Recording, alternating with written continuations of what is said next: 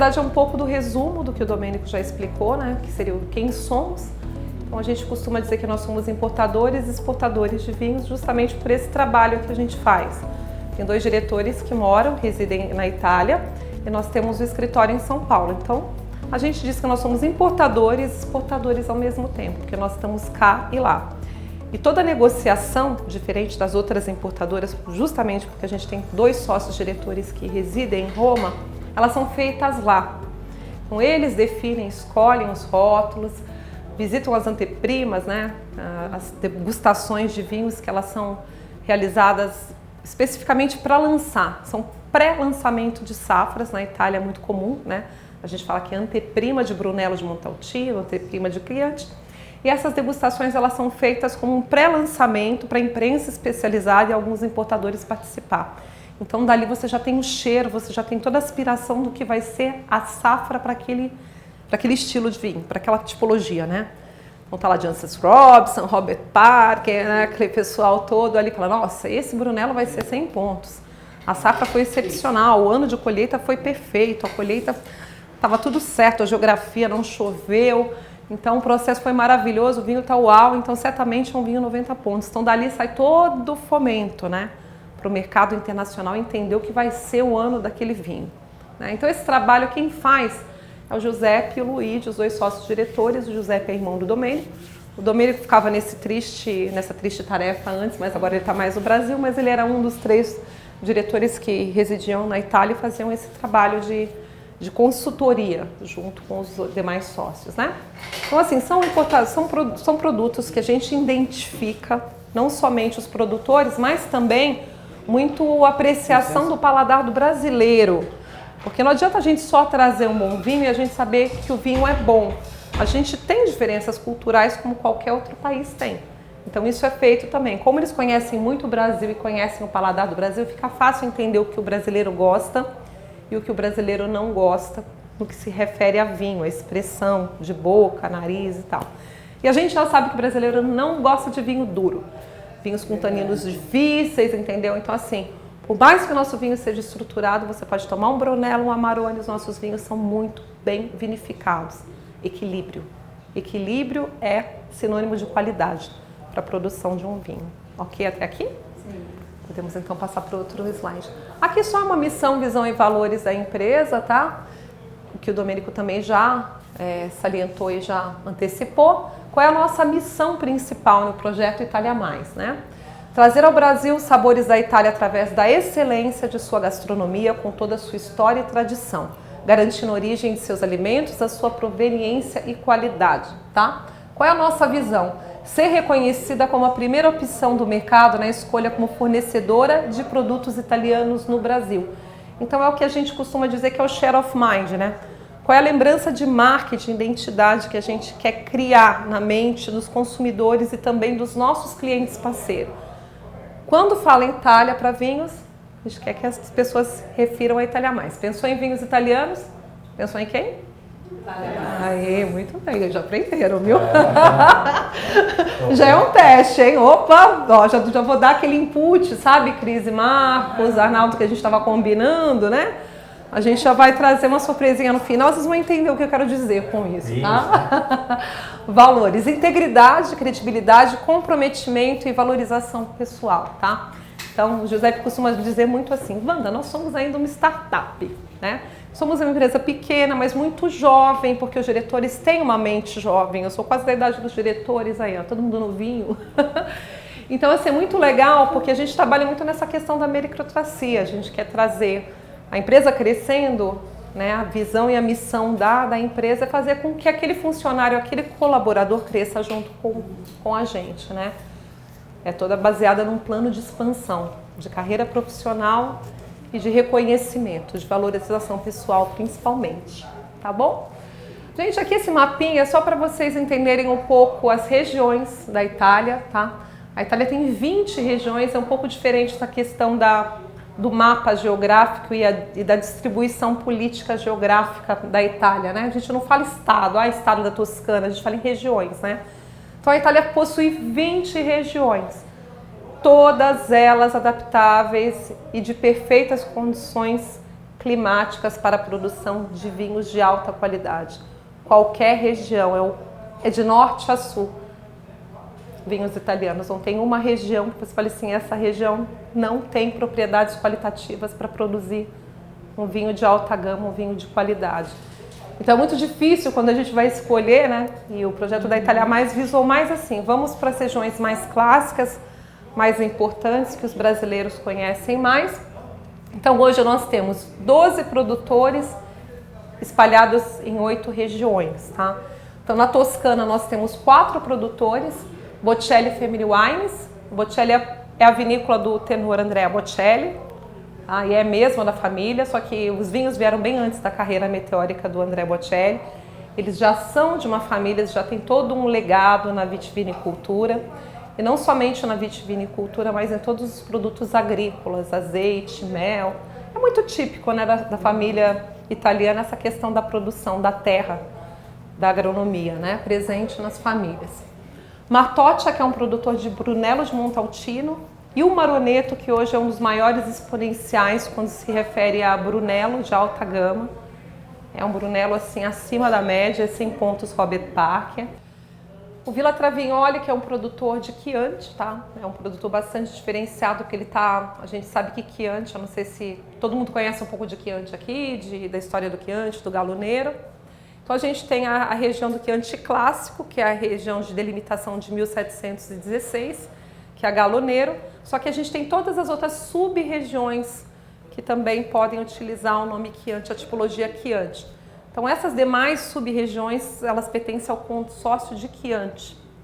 E esse nosso produtor, o Villa Travignoli, ele está na região, na sub-região de Rufina, tá? Que dentro das sub-regiões pertencentes a Chianti, que podem utilizar a palavra Chianti de OCG, é a região mais importante das sub-regiões, tá? Mas é por questões geográficas mesmo, ela é a região de maior altitude. Então ela é a região que produz os Chiantis com melhor qualidade, saindo da Galo Nero, né? Que é uma região independente. E ele é o presidente do consórcio. É, ele é presidente do consórcio do Chianti também, o Giovanni Puzzi. Da Sicília a gente tem a Cantina Sette Soli, que é uma marca bastante conhecida, é um produtor bastante conhecido no Brasil. A Laguardiense, que é um produtor da região da Campânia. Nós temos um Aliani com 100% Aliani, que é a uva principal de um vinho clássico também italiano, que é o Taurasi, para quem conhece um pouco de vinho italiano. Ele é chamado Barolo do Sul. É, o Barolo do Sul, ele é um vinho mais estruturado, né, de grande potencial de guarda, assim como o Barolo, por isso que tem essa referência. Bom, da Puglia nós temos a Pliniani e o Poderi 29, eu vou passar rápido isso aqui, tá, gente? Da Umbria o Castelo de Corbara, que é um produtor que a casa principal é o Castelo de Corbara, um castelo feudal maravilhoso do século XIII. Do Vêneto a gente tem a Riondo, que vocês vão ter oportunidades de degustarem 2 excepcionais exemplares, um Spritz pronto para beber. Vocês gostam de Spritz? Sim. Curiosa com Spritz. Já tomaram algum Spritz pronto aí? Não. Então vocês vão surpreender, viu? Ninguém vai querer fazer mais Spritz em casa, vai todo mundo querer comprar o A Spritz. Depois vocês vão me falar. De Bolgheri, Toscana, nós temos a Ceralt. Alguém já ouviu falar da região de Bolgheri? Isso são os pontos aqui para ensinar vocês. Tops, né? Isso, na verdade a gente destrincha Bolgheri da própria Toscana, porque na verdade Bolgheri não é uma região, é uma sub-região encravada na Toscana, pertence à Toscana, mas ela é tão particular que no mundo dos vinhos a gente faz um referencial tratando a região de Bolgheri como se fosse uma região. Tá? Então ela é considerada a Bordeaux na Itália, a Bordeaux fora da França. Tá? Então assim, os melhores Cabernet Sauvignons saindo de Bordeaux são os produzidos em Bolgheri. Então são 3 lugares de grande referência, né, para essas 2 castas tintas francesas, bordalesas, que são a Cabernet Sauvignon e a Merlot. É Bolgheri e a Califórnia. Então assim, é Bordeaux, Bolgheri, Califórnia, tá? Para essas uvas especialmente. E do Piemonte a gente tem a Cantina Manfredi. Então, na verdade, são 8 regiões e 12 produtores, tá? Esse é o nosso mundo italiano, aqui, o mundo Itália Mais, tá, pessoal? Agora a gente vai falar um pouquinho sobre os produtores e apresentar alguns rótulos que vocês possuem aqui, tá? Então, na verdade, o objetivo de hoje é trazer informações que sejam valorosas para vocês, né? Para que vocês na loja possam fazer a diferença, ter argumentos de venda. Alguém trabalha televendas aqui ou é tudo presencial? Ah, é presencial. Legal, tá. Então, assim, naquela dúvida do cliente, a gente sempre gosta de fazer um referencial à gastronomia, porque eu acho que a pessoa, o consumidor final, quando ele vem buscar, ele está sempre pensando em comida. E principalmente nesse momento que a gente vive, que as pessoas estão mais em casa, e um apelo muito interessante para vocês venderem, oferecerem vinhos italianos, tá? Diante de toda essa pandemia, foi uma notícia que eu li essa semana do consulado italiano, da agência do consulado italiano, do ITA, né? Que a exportação de alimentos italianos cresceu 1,26%, que é muita coisa. A gente fala 1%, mas diante de todo um negócio é muita coisa num ano que só teve decréscimo. Alguns setores cresceram na crise e um deles foi a alimentação. E principalmente os produtos alimentos italianos. Por quê? Isso é uma coisa lógica, né? As pessoas pararam de ter a frequência de frequentar o restaurante pela pandemia, então a gente vai fazer uma comida melhor. Vamos valorizar o nosso domingo de almoço? Vamos comprar uma pasta, um macarrão, um azeite mais especial, uma vez que a gente não está mais com essa frequência de frequentar um restaurante. E é aí que entra o oferecimento do vinho italiano. Não é mesmo? Então vamos lá, a gente vai apresentar agora um pouco sobre o produtor Tenuta Martoccia, tá? É esse vinho que vocês têm em loja. Sim. Vocês já viram esse vinho, o Versalio Toscana Rosso? Sim. GT? A Tenuta Martoccia, vou contar um pouquinho da história dela, tá? Na verdade, os administradores dessa vinícola hoje são o pai, a mãe e um filho. Mas hoje é mais o Luca Brunelli que gerencia toda a parte administrativa. Eles não são de famílias de produtores, não existe aquele legado de produção. É uma família, uma mãe, um pai e um filho, que na década de 70 eles tinham o sonho de serem produtores de vinhos, eles compraram alguns hectares de vinhos na feia Montaltino, digamos assim, né? Na horrorosa, na ridícula Montaltino, né? Agora é ridículo. Então, assim, aí eles começaram a produção, mas o Luca Brunelli e a família dele, eles sempre foram muito assim, eles sempre priorizaram a questão da vitivinicultura de ponto e de alta qualidade.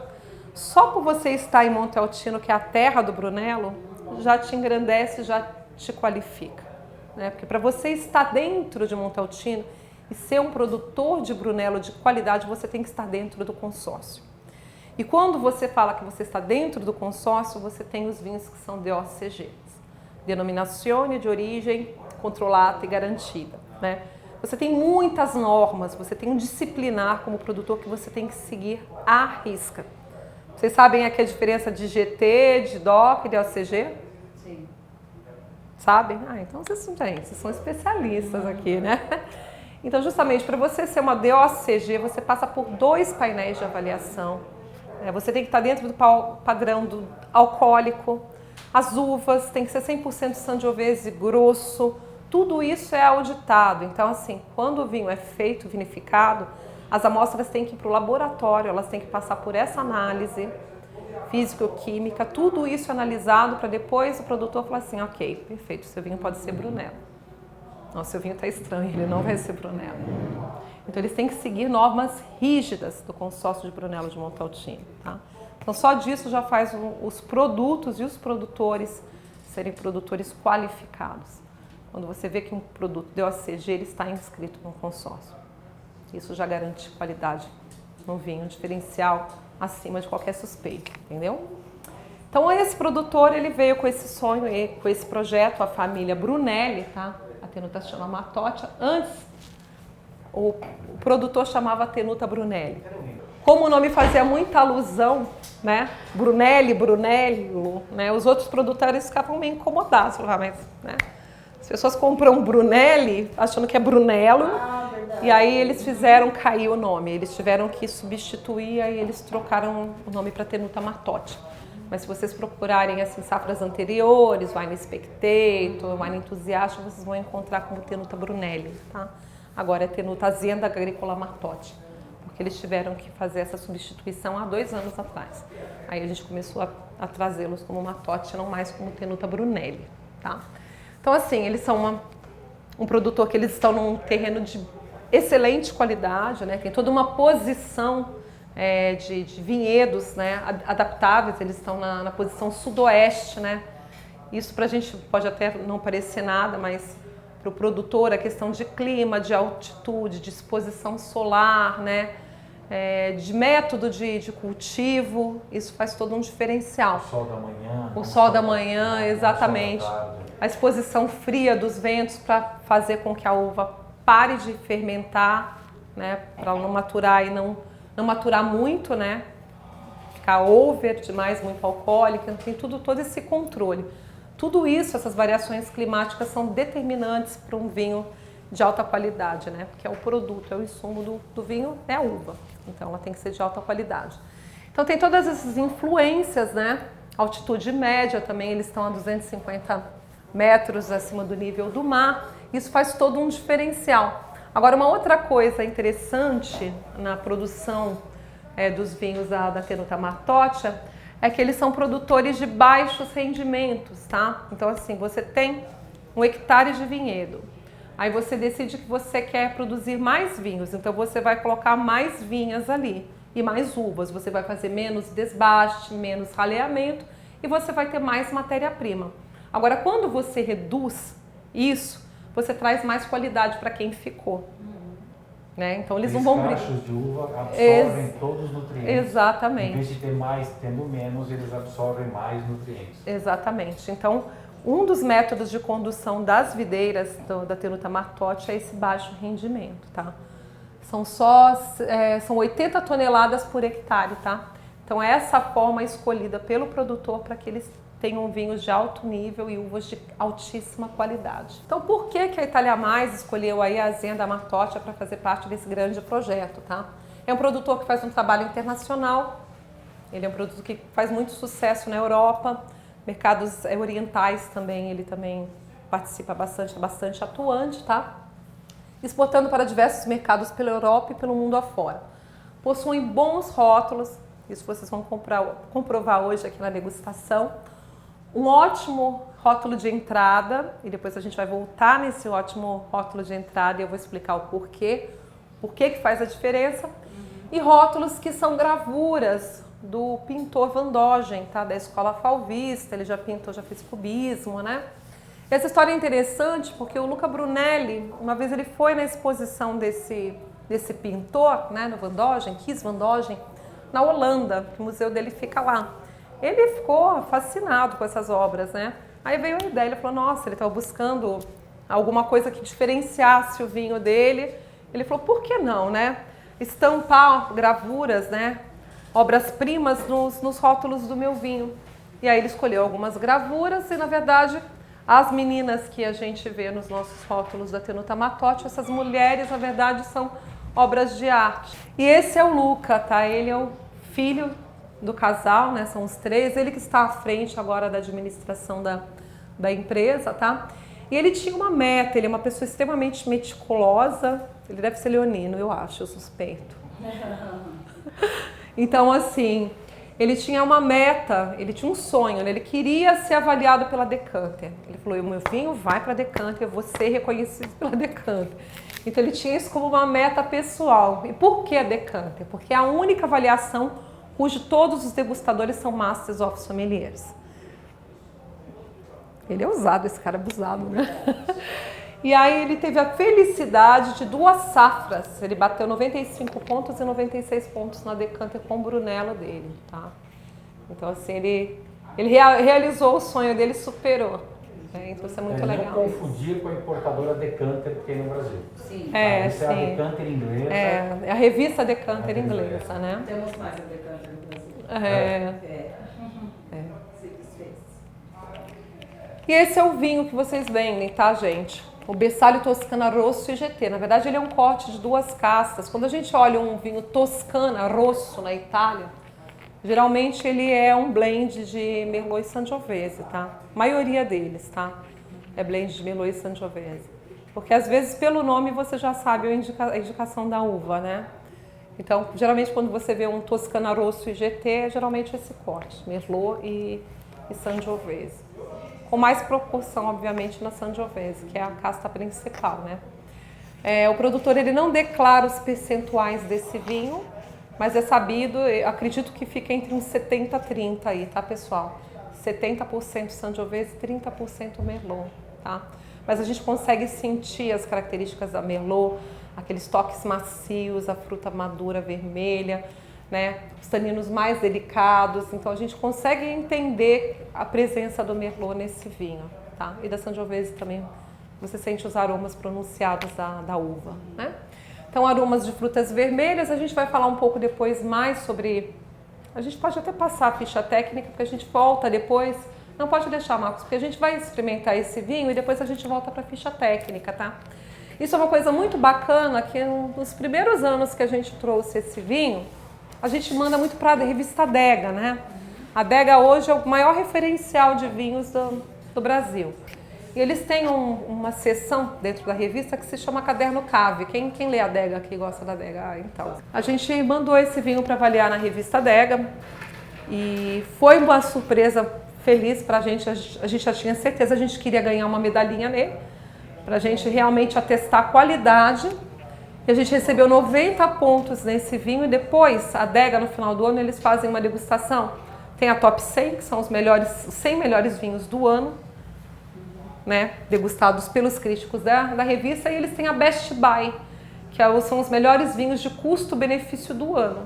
A gente entrou no Best Buy, então a gente ganhou a medalha de 90 pontos e depois a gente ganhou o Best Buy do ano, né, junto com outros vinhos que foram esses aqui. Aí a gente saiu no Best Buy da revista Adega, tá? Do ano de 2018. A gente queria uma medalha, estava na medalha aí, ó.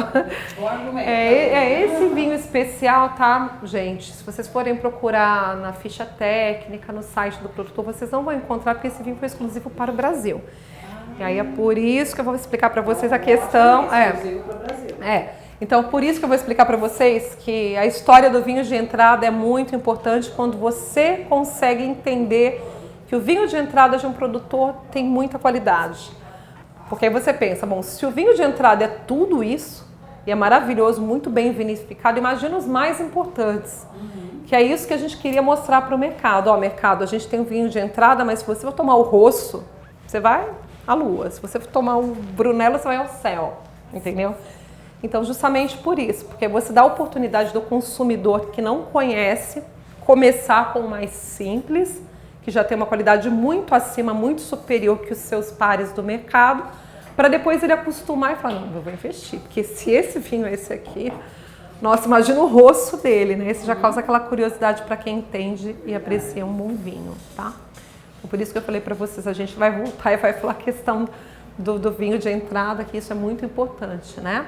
E esse produtor, ele realmente fez isso porque foi uma necessidade do mercado, dos nossos consultores, que ao visitar o cliente são realmente rótulos imponentes, né? Parecem muito bons, mas já começar a comprar o seu Rosso, você não tem um de entrada, né, desse produtor para a gente entender, ver o giro. Isso foi, né, sendo uma frequência. Aí os diretores foram lá e negociaram com o produtor e o produtor abriu exceção, porque ele é um produtor de Brunello, mas como ele é um produtor que ele quer fazer um mercado externo, né, trabalhar com o exterior, ele entendeu a necessidade e nos apoiou aí. Da Puglia a gente vai apresentar para vocês um produtor Cantini Pliniana, tá? A Pliniana, na verdade, é um produtor bastante reconhecido, né? Ele tem vinhedos aí, tem vinhas na região, na famosa região de Salento, mas também tem em Mandúria. Mandúria, quando a gente fala de primitivo de Mandúria, a gente está falando no primitivo clássico, né? No maior exponencial.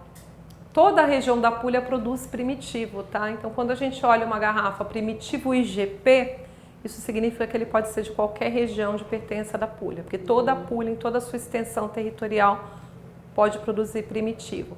Mas quando a gente está falando de Salento e de Mandúria, a gente está falando de regiões particulares, tá? São as mais conhecidas. Esse produtor, na verdade, ele é um dos produtores mais famosos e o maior produtor de primitivo de Mandúria, tá? Então, a gente tem grandes produtores, são produtores que são conhecidos aqui da concorrência, mas em questão de tamanho e importância na produção de Mandúria, vocês podem procurar até em referenciais na internet, 4K, tem alguns sites de vinhos italianos que vocês conseguem encontrar essas informações. É a Pliniana, ela só não tem ainda muita imagem de marca no Brasil, né? Porque é um trabalho que começou com a gente, mas é uma história que depois eu buscando fontes e referenciais, né, justamente para estudar, para apresentar, eu realmente pude constar que a história é verídica mesmo, tá, gente? Pode passar o slide. Então, por que a gente escolheu a Cantini Pliniana para fazer parte aí do nosso portfólio, do nosso rico portfólio, né? Escolhido a dedo para trazer aí o melhor Made in Italy para o consumidor brasileiro, tá? A Pliniana é uma vinícola especialista na produção de vinhos com a casta Primitivo. Então, é uma vinícola que o know-how dela é fazer bons primitivos, tá? Sendo considerado um dos maiores produtores de vinho primitivo em toda a Puglia, o maior produtor de primitivo de Mandúria da Itália, como eu já reforcei, tá? Então esse foi um dos pontos preponderantes. Por quê? Porque são vinhos fáceis de beber. Vinhos que tem muita fruta, você sente as notas típicas do primitivo de Mandúria, aquelas notas de frutas vermelhas em abundância, taninos muito macios. Né? Nós temos, desse produtor, a gente tem 2 não barricados, que você jura de pé junto que ele deve ter alguma madeira, de tão macio que ele é, e não é, a expressão da própria uva. Essa aqui é a ficha técnica do Priscos, né? É um 100% primitivo de Mandúria, como se deve ser, dentro de todos os rigores, né, de um consórcio sério e responsável, que é o consórcio de tutela de primitivo de Mandúria, né? E aí ele tem os aromas pronunciados ricos e intensos de frutas vermelhas, ele carrega essa nota de chocolate, que é tão típica, mas nada muito over, como o Domênico falou. Ele está ali dentro de um nível de dulçor aceitável, nem acima, nem abaixo, né? Porque o demais, tem pessoas que rejeitam o primitivo, e eu tenho colegas, né, de trabalho, colegas sommeliers que eles não gostam. Sim. Né? Tem sommelier que não gosta, pro paladar. É um vinho que eu reconheço que é bom, mas eu não tomo, porque tem muito açúcar. E muitos consumidores finais também, né, que rejeitam isso, principalmente o paladar masculino. Verdade. Por isso que quando a gente às vezes oferece um IGP, a gente fala, ó, o IGP, quando você vê um IGP, você não tem muito essa nota tão expressiva do chocolate, do pó de cacau num IGP. Geralmente você tem mais, porque é um território mais quente, que você está lá mesmo no meridional, né? Que é mais quente. Né? Quanto mais baixa a Puglia, mais quente ela é. E os solos de Mandúria e de Salento, elas estão muito mais abaixo ali do território da Puglia. Isso justifica os vinhos serem mais adocicados, né?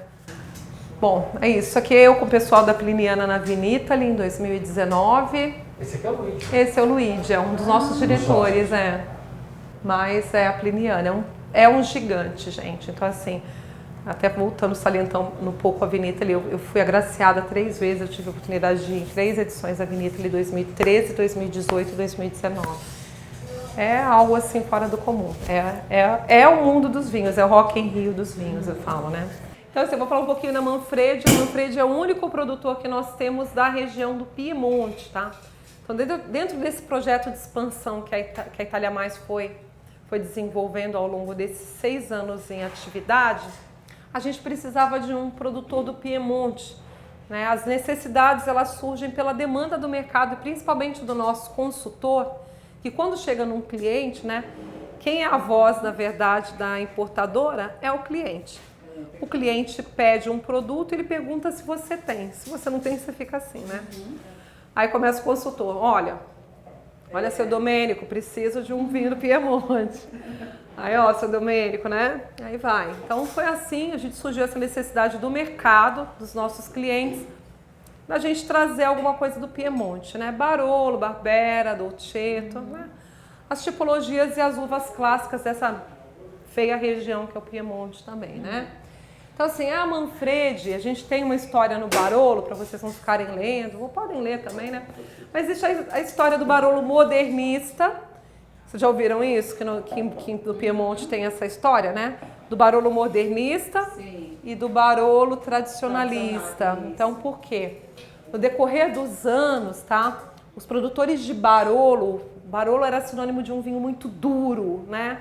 De um vinho de alto potencial de guarda. Eu aceito, Arnaldo. Então, assim, para você, essa é minha taça de água, acho que essa aqui tá sobrando, não? Então, assim, para você consumir um Barolo que era, por exemplo, então põe nessa daqui, que é a minha mesmo. Então, assim, para você consumir um Barolo de prontidão, era quase um suicídio no passado, né? Por quê? Porque eles eram muito duros, né? O Barolo ele era realmente, de fato, um vinho de guarda. Ele foi lançado para o mercado, você tinha que esperar 10 anos para você conseguir tomar um Barolo, para ele melhorar, né? Ele evoluir na garrafa, enfim. Os modernistas, eles já vêm com essa pegada de produzirem Barolos mais de prontidão. Ou seja, a partir do momento que eu lanço aquela safra e eu disponibilizo para o mercado, o meu consumidor, se ele não quiser esperar lá a galinha choca, daqui 15 anos, ele já está pronto para ser bebido e você vai tomar um vinho bom, né? Bem resolvido já no paladar. Então, o Manfredi é uma família que eles também não são descendentes de vitivinicultores, né?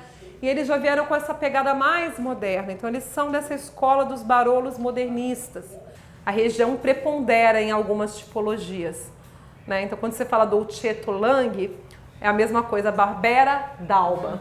Então, os nossos vinhos, eles são, tá? O Dolcetto é do Lang, o Barbera é D'Alba, que são tudo sub-regiões ali de Brico Rosso e de Lang ali, né? Propriamente dizendo. Bom, o nariz dele, né? Ele é um espumante muito particular, ele é um espumante vêneto, tá? Ele traz aí um corte de uvas bem interessantes, que é muito típico, que é típico do Vêneto, que é Raboso. Já ouviram falar dessa uva? Não, como? Raboso. É, famosíssima. Então escreve aí Raboso. É uma uva autóctone, essa é realmente uma uva vêneta, tá? A Raboso, ela produz vinhos tranquilos e tintos, tá? Com bastante aromas de cerejas, ele é um vinho um pouco mais tânico, mais rústico, um Raboso tinto, né? Da tipologia um 100% Raboso. Mas é uma uva que é muito utilizada no Vêneto para produção de espumante rosato, tá? Então a gente tem um corte aqui, 70-30, 70% Raboso, 30% Merlot.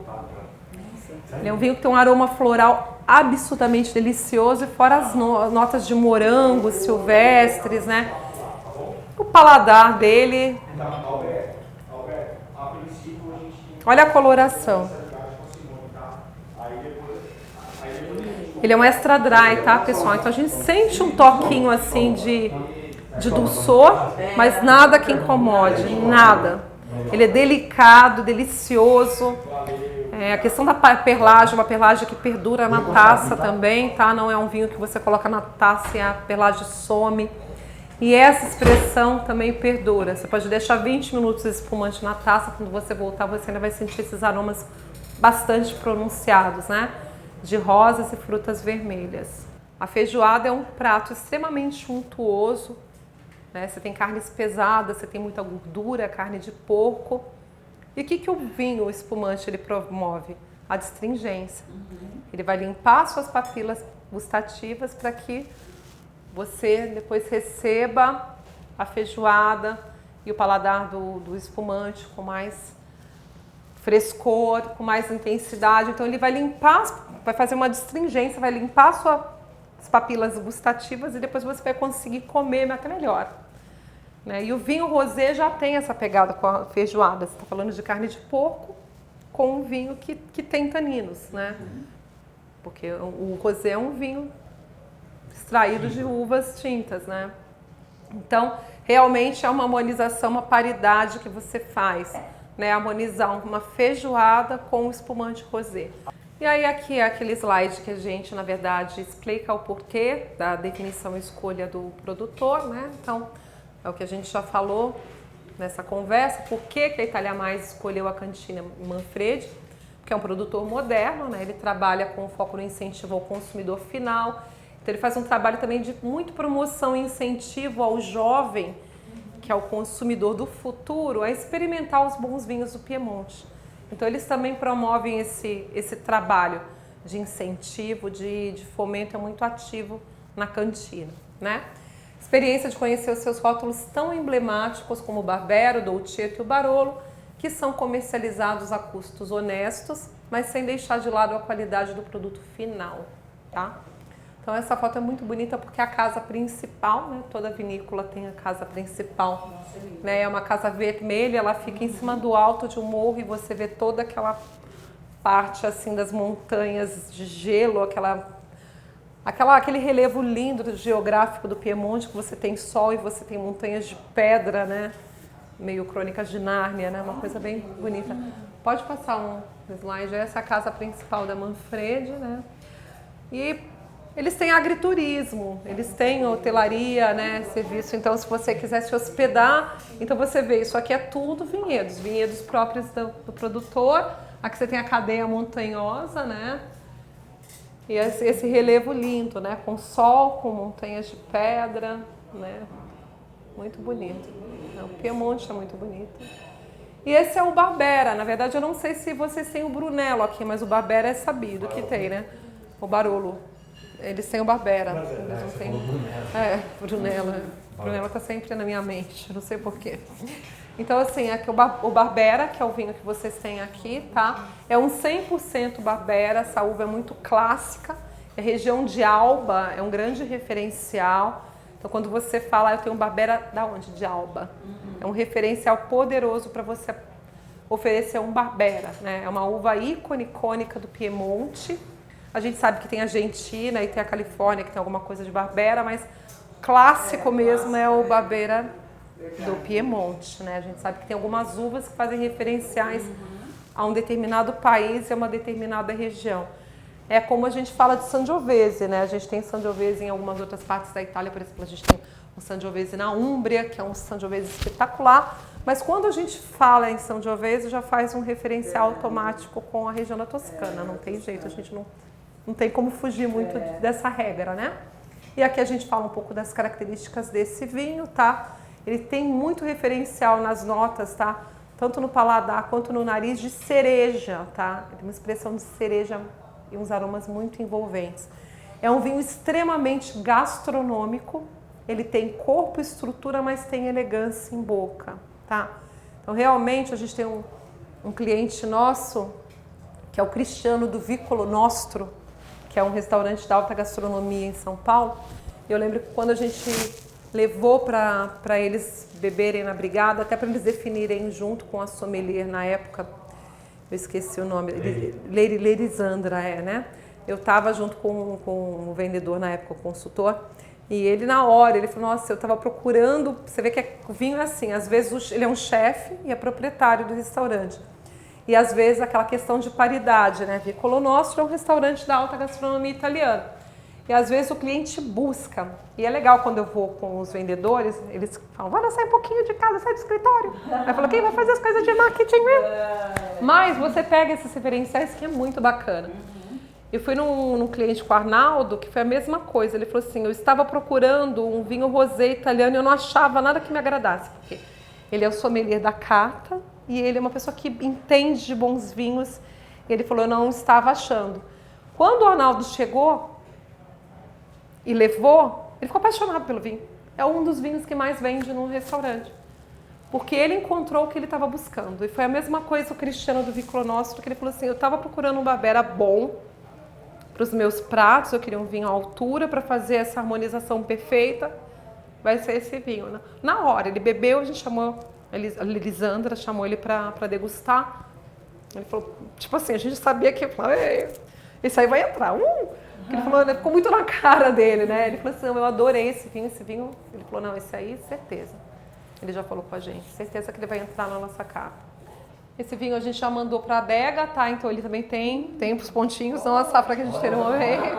Olha os japa, Domênico. Então, assim, ele é um vinho que também, quando a gente recebeu, a gente mandou para a adega, para o Eduardo Milan, para o Caderno Cave, né?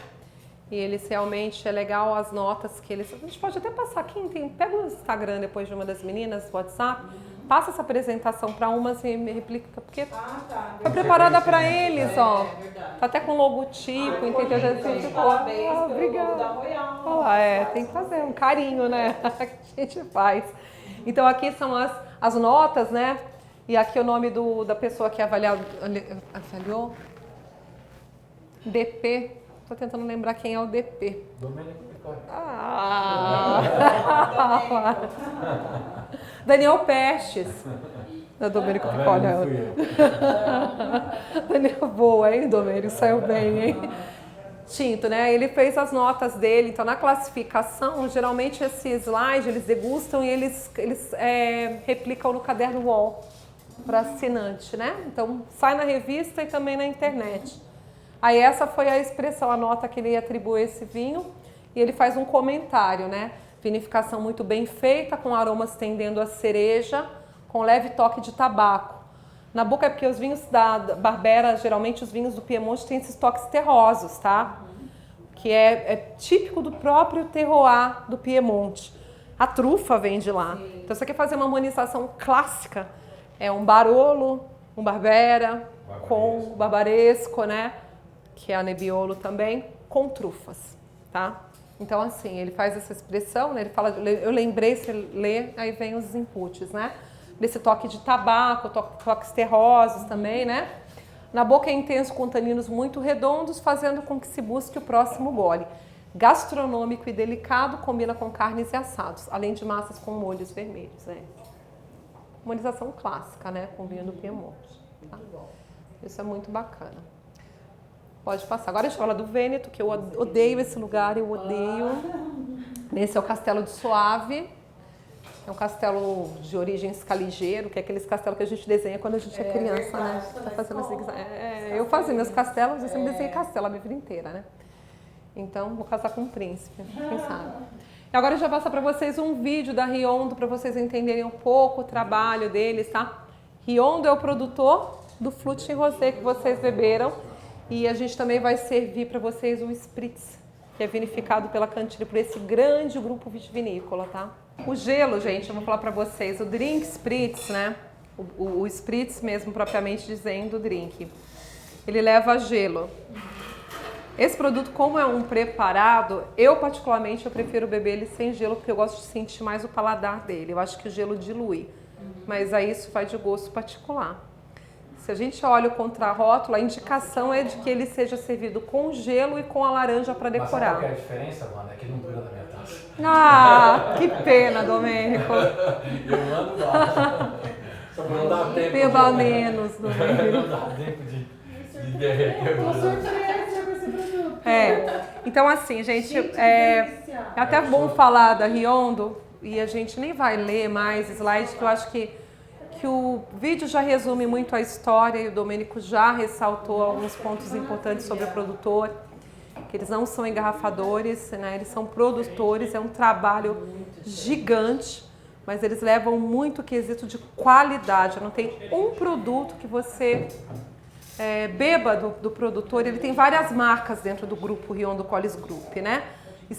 A Spritz é uma marca, Casa Lunardi é uma marca, Casa Bucci é uma marca, Riondo Collezione é uma outra marca.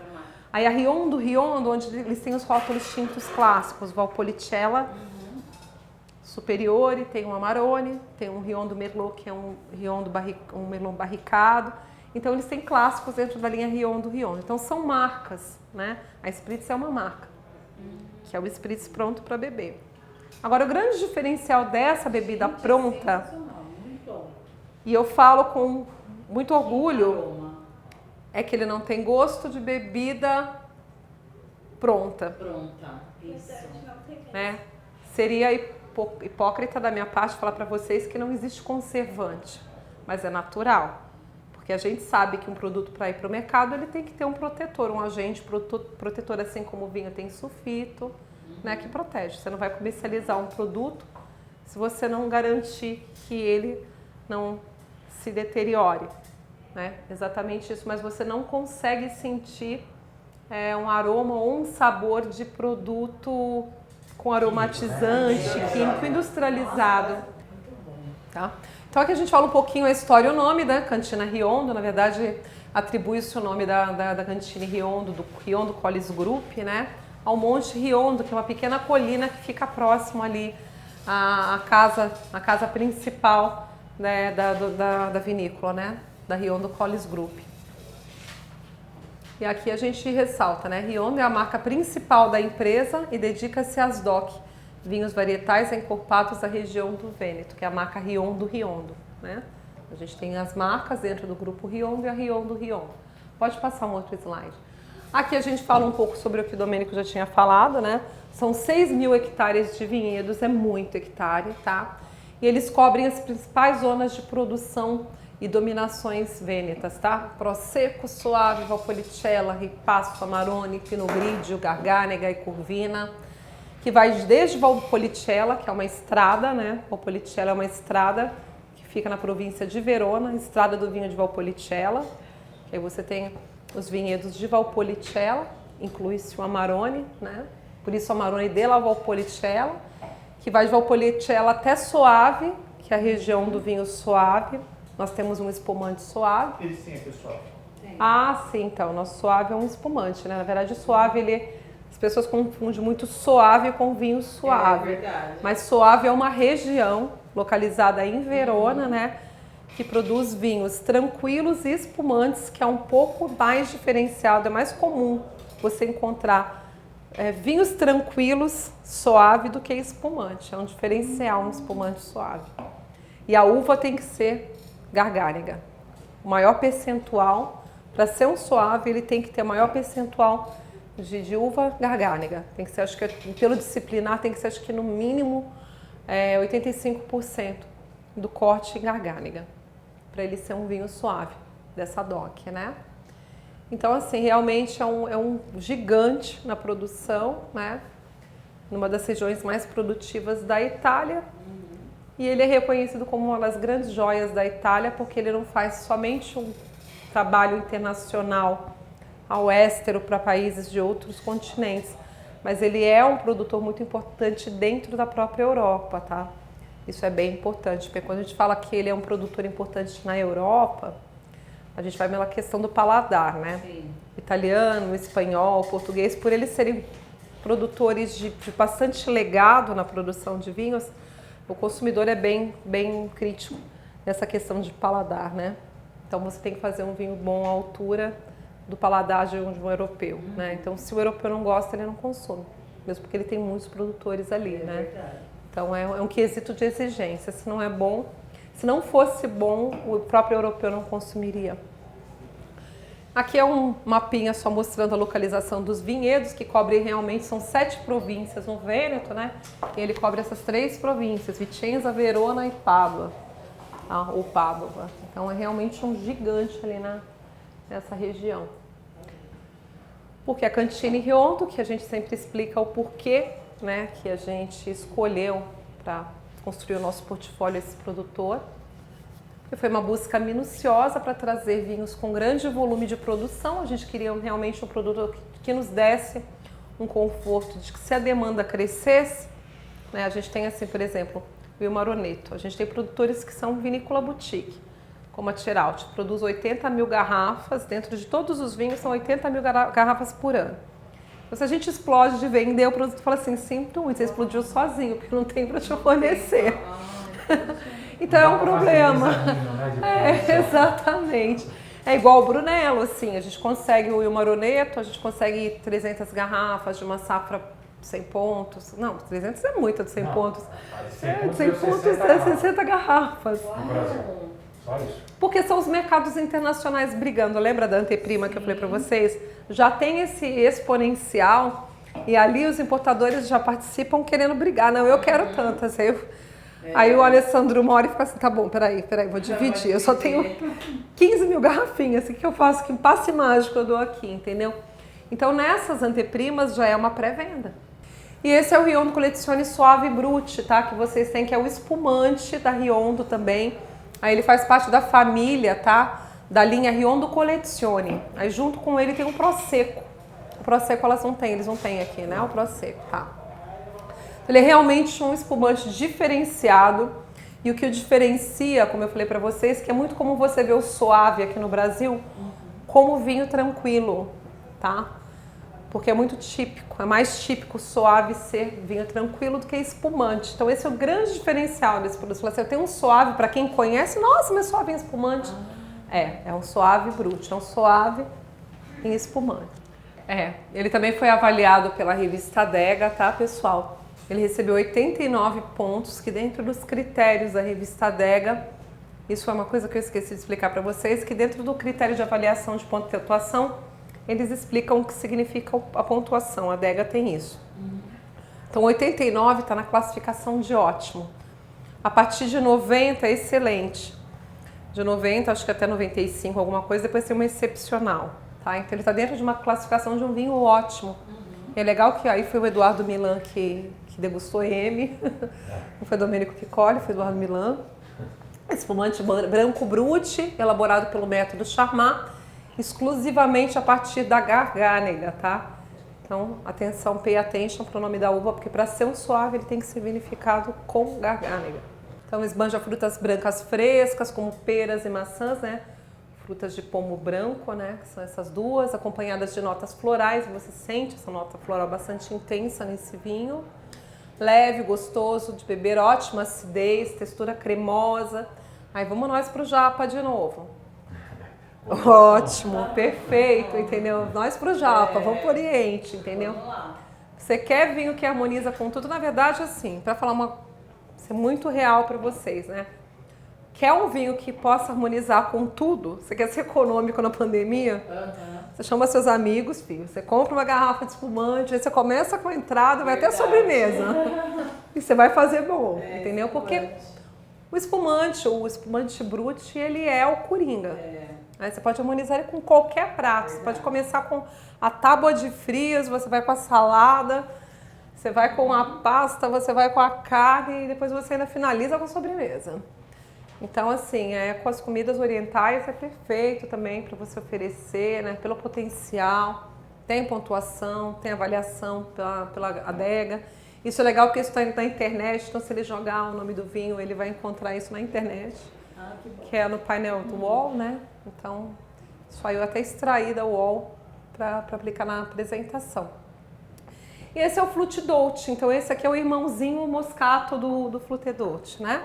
Então a gente tem o Flute Dolce, que é o raboso com merlot, e nós temos ele na versão moscato. Então, o que eu posso dizer para vocês aí como conselho? Vem aquele cliente que procura um haste, que é um espumante doce à base de moscato mais conhecido, mais exponencial, que é do Piemonte, tá ali no norte da Itália, né? Ah, eu quero um haste. Você tem? Não tenho, mas eu tenho esse espumante, o Casabut, que ele é vinificado com a mesma uva que o haste, ele é um moscato, com a mesma expressão, esse paladar, com as frutas, um mel, abacaxi, as frutas maduras, né? Mas eu vou te falar, ele é mais gostoso que o haste. Porque o haste é muito doce. É muito doce. Entendeu? E aí a gente vai para a mesma pegada do nosso Priscos, que a gente falou que ele tem um dulçor, mas é um dulçor aceitável, não é tão doce assim. É o caso do moscato. E aqui a gente está na ficha técnica do Dolce, novamente, né? O Dolce foi o que nós experimentamos, que é o Extra Dry, que vocês provaram, que a gente teve a oportunidade de degustar. O 70% raboso e 30% merlot. Eu acho que o raboso faz toda a diferença, porque ele é uma uva muito específica, muito particular, que realmente dá essa expressão de frutas vermelhas deliciosas no vinho, né? Um vinho muito elegante e persistente em boca, tanto na taça, né? É um vinho que agrada muito, a gente vende muito esse vinho, ele sai sozinho. Gente, aí é o Casa Lunardi, a gente ainda está na família Riondo.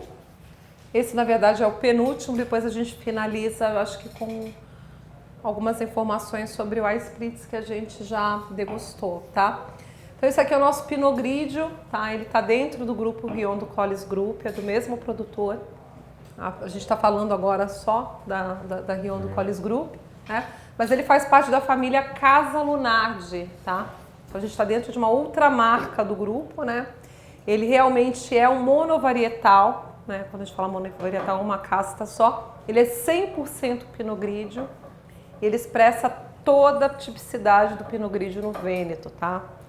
Com aromas de frutas citrinas, você tem aquela expressão do pêssego, né? As notas mais limonadas, de um limão. É um vinho delicioso, leve, equilibrado, né? Fácil de beber. Já foi medalha de ouro no Sommelier Wine Awards, tá? Não a safra de agora, isso é importante falar para vocês, foi a safra 2016, se eu não me engano. Ganhou medalha de ouro no Sommelier Wine Awards do ano de 2018, tá? Então, Sommelier Wine Awards é uma premiação internacional onde o sommelier elege os vinhos, tá? Ele foi medalha de ouro, então isso é bem importante porque ele já tem esse reconhecimento. Independente da safra ou não, ele já é um vinho que tem lá sua certa notoriedade, isso é importante, né? Ele já tem uma chancela aí que eleva bastante ele. Tanto que dentro da linha da família Casalunardi, todos os outros pares, é uma linha de monovarietais. A gente tem 100% Cabernet Sauvignon, 100% Merlot, 100% Sauvignon Blanc e o 100% Pinot Grigio. Ele é o único que é DOC, que ele é denominação de origem controlada. Ele virou DOC, acho que tem umas 2 safras aí, que ele se transformou, ele saiu de GT e virou DOC. E o Amarone, né, que é esse grande vinho com vocês. A safra em questão que vocês têm na loja é a safra 96 pontos Luca Amarone. Na verdade, ele tá o japa aí. 96 pontos na safra 2015 e a 2016, que provavelmente a próxima importação que a gente traz, também recebeu a mesma pontuação, tá? Então as 2 safras são premiadas, a que vocês têm é a próxima, tá? Então realmente ele é um Amarone como deve ser. O Amarone é um vinho que ele fala por si só, ele tem um método de vinificação muito particular, que é o apacimento. Já ouviram falar no apacimento? Então, assim, isso faz dele um vinho realmente diferenciado, um sabor de notas de cereja. Qual é a diferença do apacimento? Por que o apacimento? O apacimento, na verdade, é um método de vinificação muito particular do Amarone, né? Principalmente é o que faz ele ser um vinho muito diferente. Que toda a uva colhida, todas as uvas utilizadas, todas as uvas utilizadas na produção do Amarone, elas passam pelo esse processo. É um processo de vinificação que se chama apacimento. Então as uvas são colhidas, só que elas não são processadas, tá? Elas ficam em esteiras, elas ficam secando durante um período que vai de 90 a 120 dias, tá? Elas secam, só que elas não secam e botritizam, elas desidratam. Elas ficam que nem a uva passa, por isso que é apacimento, elas secam e elas ganham, consequentemente, mais extração de cores e aromas, né? Esse processo e essa sensação de adocicada, né, que você sente, tá? Esse é um processo muito particular, né, do Amarone. Então, assim, quando você olha as uvas em apacimento nas cantinas, ou elas ficam penduradas, que elas recebem uma ventilação natural, ou induzida, porque elas não podem ficar no sol, entendeu? Elas têm que ficar, na verdade, secando às sombras e ventiladas. Então tem muitos produtores que colocam grandes ventiladores para elas ficarem ventilando ali e fazendo todo esse processo natural. E muitos penduram, elas usam uns cachos assim pendurados, então isso varia muito de produtor para produtor. Mas esse é o método exclusivo do Amarone. E para ser um Amarone, obrigatoriamente ele tem que passar 24 meses, né, de envelhecimento em carvalho. Depois ele completa mais 24 meses em barris de carvalho. Após o período de 4 anos, ele é liberado para o mercado e aí ele se transforma num Amarone. Aí ele é um Amarone e ele pode sair e ser liberado, tá? Aí a gente tem toda aquela questão dele ser um vinho de OCG, você tem os painéis de avaliação, você tem toda os rigores de uma DOC, né? Enfim, é um vinho realmente único e exclusivo, né? De um processo muito particular, o que justifica o preço dele, né? Você está tomando um vinho diferenciado. Alcoólico, mas ao mesmo tempo equilibrado. Porque assim, como ele é um vinho que você tem essas expressões muito pronunciadas de notas de cereja, eu sou apaixonada pela corvina como uva, né? E a corvina tem muita fruta, assim, E você tem umas notas de alcaçuz, né? Que é muito comum no Amarone, você sentir essas notas também. A canela, né? Especiarias doces. e realmente ele revela na taça tudo que você pode imaginar de um grande vinho. Lembrando que ele foi Best Buy na revista Adega no ano de 2018, viu, gente? 90 pontos, porque realmente ele entrega muito custo-benefício.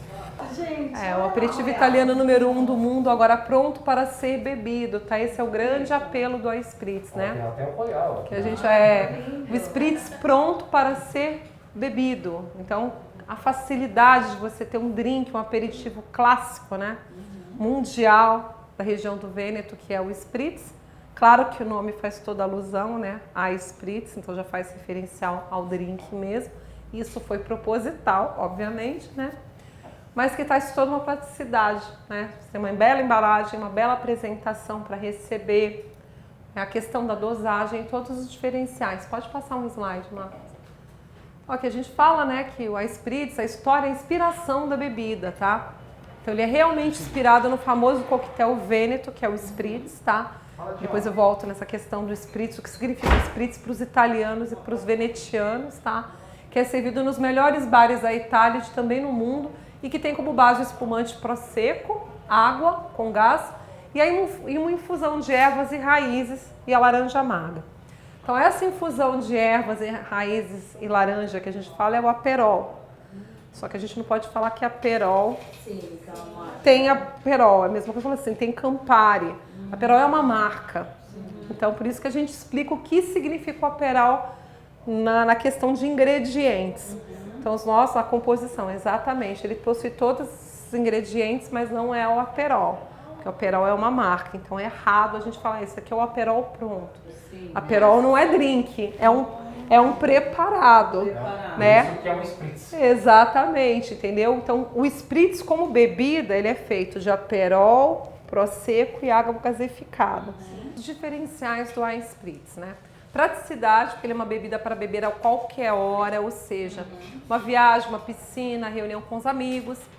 A bebida já está pronta e aquilo que a gente já falou, evita o risco da adição excessiva de qualquer um dos componentes.